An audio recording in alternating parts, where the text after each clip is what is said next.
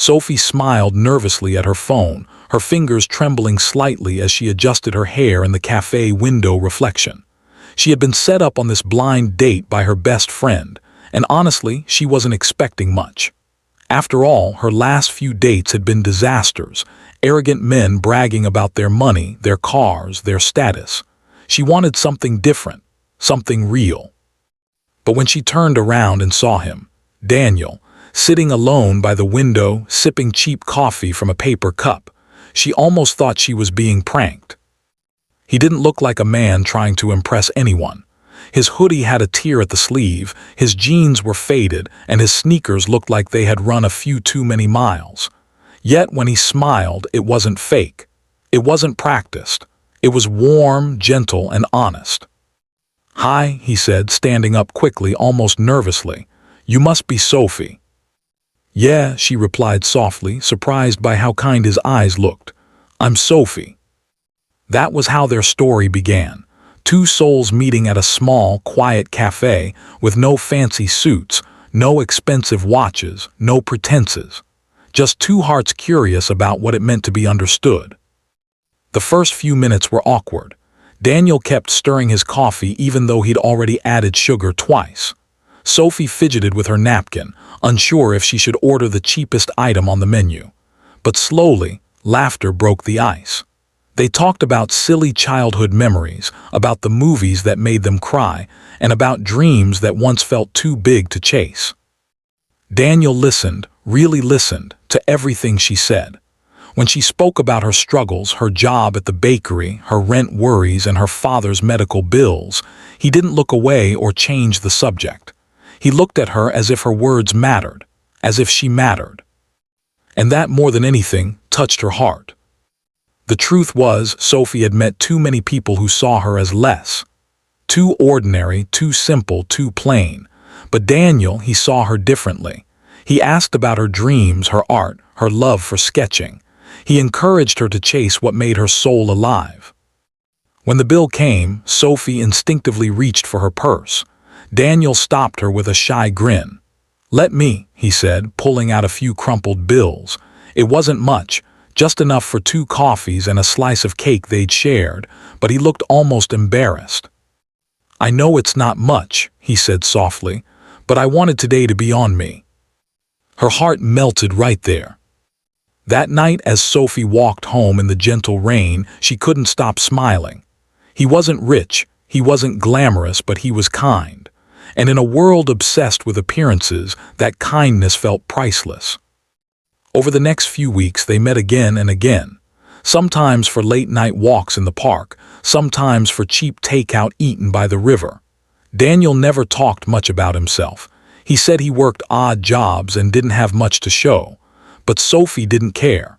She found comfort in his humility, his laughter, his way of making the simplest moments feel special. Until one evening, when everything changed. Sophie had been working late at the bakery when her friend burst in, phone in hand. "Sophie, you're not going to believe this," she said, her eyes wide. "You know that small tech company that's been in the news? Horizon Innovations. Their CEO just got revealed. He's super private, never shows his face in interviews. But today, a journalist caught him on camera. Look." Sophie looked at the photo, and her heart nearly stopped. It was Daniel. Her Daniel, the man with the torn hoodie, the shy smile, the one who never let her pay for coffee because he didn't have much. The man who had been living simply, but who secretly ran a multi-million-dollar company. She dropped her bag, her mind spun. Was everything a lie? Was he just playing some sick game? That night when he showed up at her door, still in his gray hoodie, she couldn't even look at him. "Why didn't you tell me?" she whispered. "Why did you lie?" He looked at her, his voice low and trembling. "Because I wanted to be loved for who I am, not for what I have." Her eyes filled with tears. He continued, "I've dated women who only cared about my money, my company, my name. I was tired. I wanted to feel human again. Then I met you, Sophie. You never asked for anything. You just gave. You gave me peace, laughter, honesty, things I hadn't felt in years." There was silence between them, heavy but real. Finally, she said softly, "I didn't fall for a CEO, Daniel. I fell for the man who listened when no one else did, but you should have trusted me enough to tell me the truth." He stepped closer. "I was scared to lose you."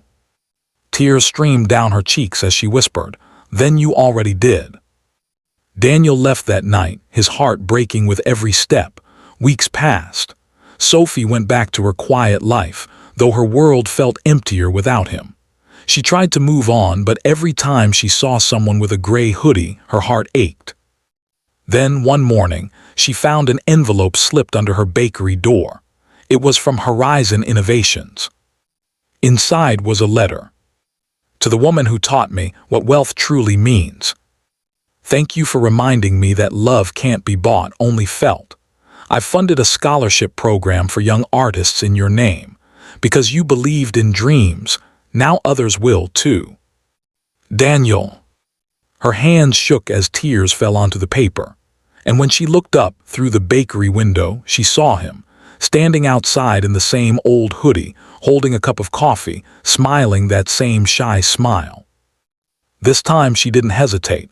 She ran to him, tears streaming, laughter breaking through. He opened his arms and she fell into them. No words were needed, because some truths don't need explaining, they're felt, deep and real.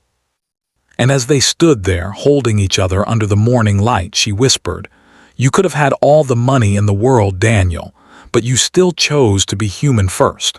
That's what makes you rich." He smiled, brushing a tear from her cheek.